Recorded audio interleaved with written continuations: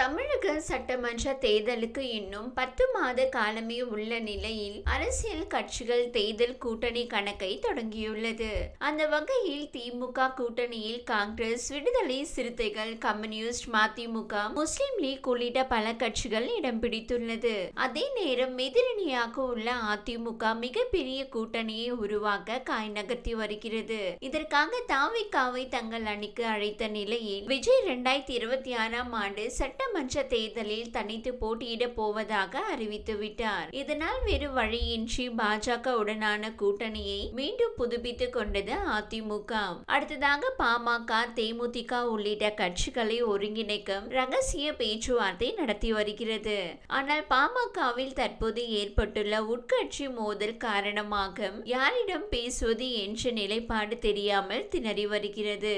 அடுத்ததாக தேமுதிக அதிமுக கூட்டணியில் நீடிப்பதாக கடந்த சில மாதங்கள் வரை அறிவித்திருந்தது. ஆனால் ராஜ்யசபா சீட் ஒதுக்கீட்டில் ஏற்பட்ட பிரச்சனை காரணமாக தேமுதிக அதிருப்தியில் உள்ளது.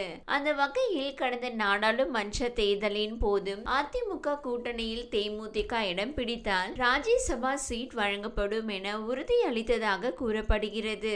எனவே தற்போது அறிவிக்கப்பட்டுள்ள தேர்தலில் தேமுதிகவிற்கு வாய்ப்பு கிடைக்கும் என ஆவலோடு இருந்தது. ஆனால் அதிமுக சார்பாக போட்டியிடும் 2 பேரை எடப்பாடி பழனிசாமி அறிவித்தார். 19/6/2025 அன்று நடைபெற உள்ள நாடாளுமன்ற மாநிலங்களவை உறுப்பினர்கள் பதவிக்கான தேர்தலில் அனைத்திந்திய அண்ணா திராவிட முன்னேற்ற கழகம் அதிகாரப்பூர்வ வேட்பாளர்களாக IAS Inbadurai BA BL XMLA, கழக வழக்கறிஞர் பிரிவு செயலாளர் Dhanapal, MA ML MBA PhD XMLA, Chengalpattu கிழக்கு மாவட்ட கழக அவைத்தலைவர், மாவட்ட ஊராட்சி குழு முன்னாள் தலைவர் போட்டியிடுவார்கள் என அறிவிக்கப்பட்டுள்ளது. 2026ஆம் ஆண்டு மார்ச் மாதம் நடைபெற உள்ள ராஜ்யசபா தேர்தலின் போதும் தேமுதிகவிற்கு ஒரு ராஜ்யசபா ஒதுக்கீடு செய்யப்படும் என அதிமுக அறிவித்தது. இதற்கு முக்கிய காரணமாக ஏற்கனவே அன்புமணி, GK வாசன் ஆகியோருக்கும் ராஜ்யசபா சீட் வழங்கிய நிலையில் அந்த கட்சிகள் நாடாளுமன்ற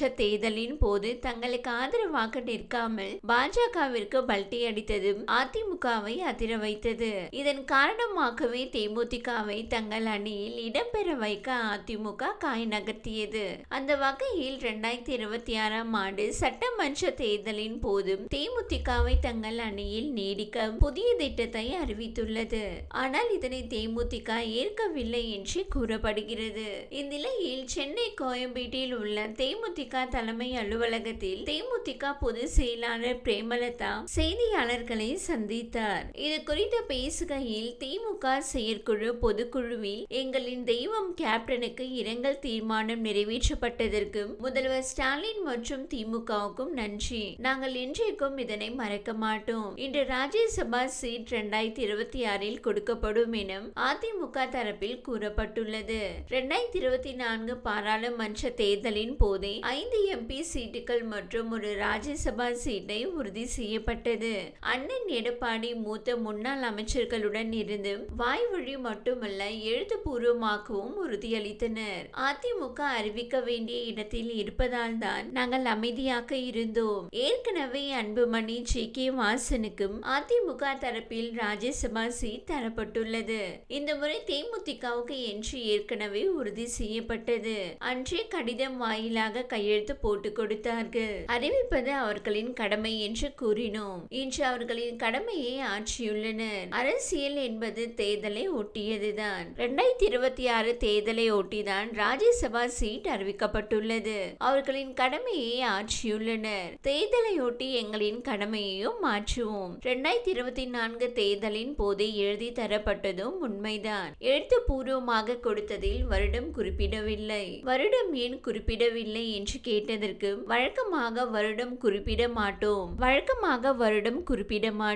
ஆனால் உறுதியாக சீட் தருகிறோம் என்று சொன்னார்கள். ஜனவரி 9ஆம் தேதி கடலூரில் நடைபெறும் தேமுதிக மாநாட்டில் கூட்டணி குறித்த நிலைப்பாட்டை முடிவு செய்வோம். அடுத்த 6 மாதம் தேர்தலை நோக்கி எங்கள் பயணம் இருக்கும். அதிமுக கூட்டணியில் தேமுதிக நீடிப்பதாக அவர்கள் கூறியது குறித்து அவர்களிடம்தான் நீங்கள் கேட்க வேண்டும். திமுக இரங்கல் தீர்மானம் நிறைவேற்றியது வரவேற்கிறோம். தேர்தலையொட்டியே அதிமுக ராஜ்யசபா சீட்டை ஒதுக்கியுள்ளது. அவர்களின் முடிவை அறிவித்து தெரிவித்துள்ளார்கள். அதே போல எங்களின் நகர்வும் தேர்தலை ஒட்டிதான் இருக்கும் என்றார். அதிமுக சீட் வழங்காததால் தேமுதிக அதிருப்தியில் இருப்பதாகவும் அதனால் தான் அந்த கூட்டணியில் இருப்பதை பிரேமலதா உறுதி செய்யவில்லை எனவும் தகவல்கள் தெரிவிக்கின்றன.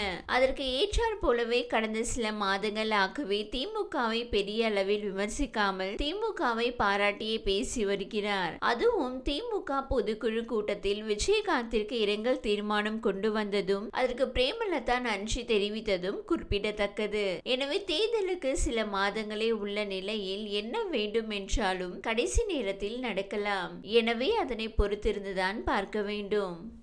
இந்த வீடியோ உங்களுக்கு பிடித்திருந்தால் லைக் செய்யுங்க. மேலும் இதுபோல் வீடியோ தொடர்ந்து பார்க்க நம்ம ஒரு சேனலை சப்ஸ்கிரைப் மற்றும் ஃபாலோ செய்யுங்க.